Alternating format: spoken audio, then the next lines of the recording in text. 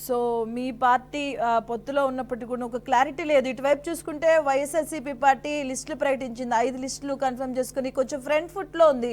మీరు ఇంకా పొత్తులకు సంబంధించి, సీట్లకు సంబంధించి, అభ్యర్థులకు సంబంధించి కొంచెం ల్యాగ్లో ఉన్నారు అనిపించట్లేదా? ఎందుకంటే మనకి టైం కూడా తక్కువగా ఉంది కదా, ప్రజల్లోకి వెళ్ళాలి. అక్కడ ఉన్నటువంటి మీరు అభ్యర్థులను ప్రకటించాక ఆ అభ్యర్థుల్ని మీరు ప్రజల్లోకి తీసుకెళ్ళాలి కదా, మీకు అంటే కొంచెం ల్యాగ్లో ఉన్నారు అనిపించట్లేదా అండి? ముందుగా మీకు అదేవిధంగా న్యూస్ ఛానల్ యాజమాన్యానికి, ఛానల్లో పాల్గొనే పెద్దలకి జనసేన పార్టీ తరఫున హృదయపూర్వకమైనటువంటి నమస్కారాలమ్మా. నమస్తే. ఎందుకంటే ఇప్పుడు మాది ఆల్రెడీ ఏంటంటే ఇది పొత్తులతో కూడుకున్నటువంటి ప్రయాణం కాబట్టి కొంత ఆలస్యమైన మాట వాస్తవేను. ఎందుకంటే ఇవాళ ఒక రాజకీయ మార్పు కోసం, ప్రజాస్వామ్య పరిరక్షణ కోసం కంకణం కట్టుకున్నటువంటి తెలుగుదేశం పార్టీతో మరి పొత్తు పెట్టుకుని ఇవాళ ఏదైతే వైసీపీ వ్యతిరేక ఓటు ఉందో దాన్ని చేలనేయకుండా మరి ప్రజల్ని మౌలి చేసేటువంటి కార్యక్రమంలో జనసేన పార్టీ అధ్యక్షులు పవన్ కళ్యాణ్ గారు మరి సఫలమయ్యారని చెప్పి, అంటే ఆయన విజయవంతంగా ముందుకు సాగుతున్నారనేటువంటి విషయాన్ని మనం గుర్తు చేసుకుంటూ ఇవాళ, ఎందుకంటే ఇవాళ తెలుగుదేశం పార్టీ తీసుకున్నట్టయితే అది అనుభవం కలిగినటువంటి పార్టీ. దాదాపుగా 14 సంవత్సరాలు ముఖ్యమంత్రిగా కలిగినటువంటి వ్యక్తి చంద్రబాబు నాయుడు గారు. ఇవాళ మేము దాదాపు 2014 నుంచి కూడా పవన్ కళ్యాణ్ గారు పార్టీ పెట్టినప్పటికీ కూడా 2014గా బేషరతుగా అటు భారతీయ జనతా పార్టీకి, ఇటు తెలుగుదేశం పార్టీకి మద్దతిస్తూ ఆ రోజున ఆ రెండు ప్రభుత్వాలను అధికారంలో తీసుకొచ్చేటువంటి పాత్రని పవన్ కళ్యాణ్ గారు పోషించారు. తర్వాత స్వయంగా 2019లో మేము ఎన్నికలకు వెళ్ళడం జరిగింది. దానిలో మా యొక్క సత్తా ఏంటి అనేది, ఎన్నికల పరిస్థితులు ఏంటి అనేది కూడా అధ్యక్షుల వారు మా పవన్ కళ్యాణ్ గారు గమనించడం జరిగింది.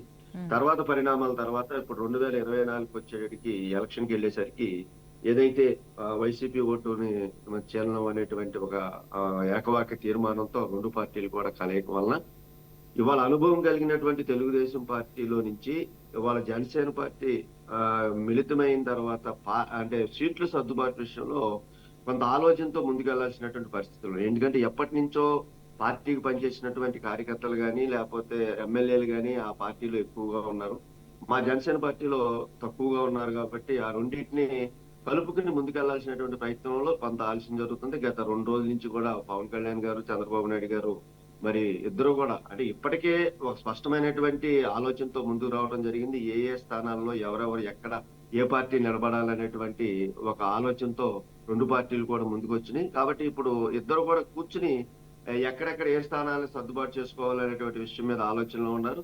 తర్వాత మన సీట్లు కూడా అంటే ఎవరైతే అభ్యర్థులను ప్రకటించేటువంటి కార్యక్రమం కూడా ఒక 4-5 రోజుల్లో మొదట విడత లిస్టు బయటకు రావడానికి ఆస్కారం ఉంది.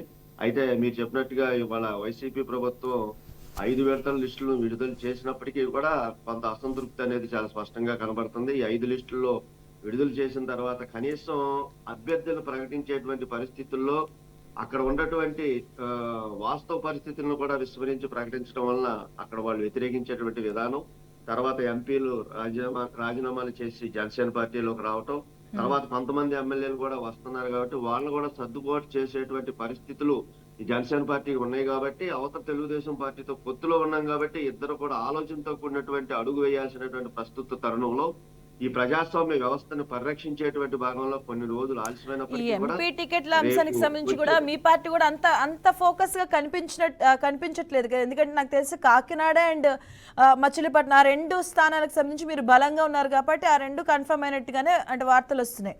మీరు ఎక్కువ ఈ అసెంబ్లీ దానిపైన ఎక్కువ ఫోకస్ చేస్తున్నట్టున్నారు కదా.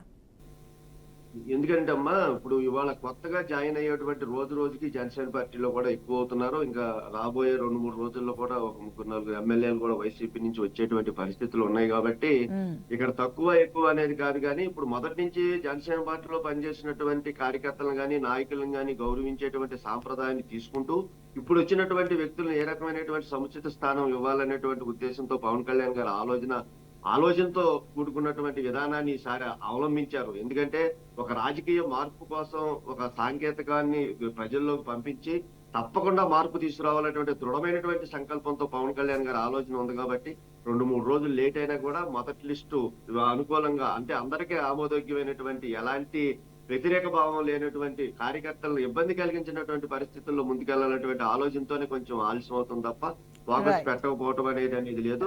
ఎంపీలు కూడా మాకు మా పార్టీలో చేరేటువంటి పరిస్థితులు ఇంకా 2-3 రోజుల్లోనే ఉన్నాయి కాబట్టి మేము చాలా స్పష్టమైనటువంటి, దృఢమైనటువంటి సంకల్పంతోనే ముందుకు వస్తున్నాం అనేటువంటి విషయాన్ని తెలియజేస్తాం. రైట్ అండి.